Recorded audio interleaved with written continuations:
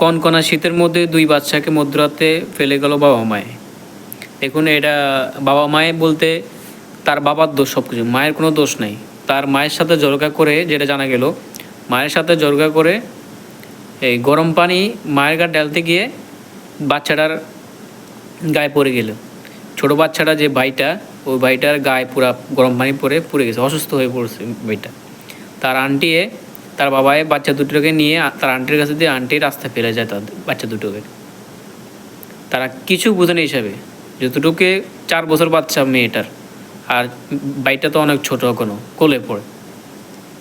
দেখেন আজকে আমাদের মানুষ তারা নিজের সন্তানকে রাস্তায় ফেলে গেল, বোঝেন?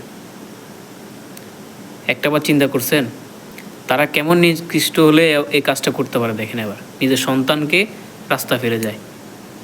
আল্লাহ তাদেরকে হেদায়েত দান করুক।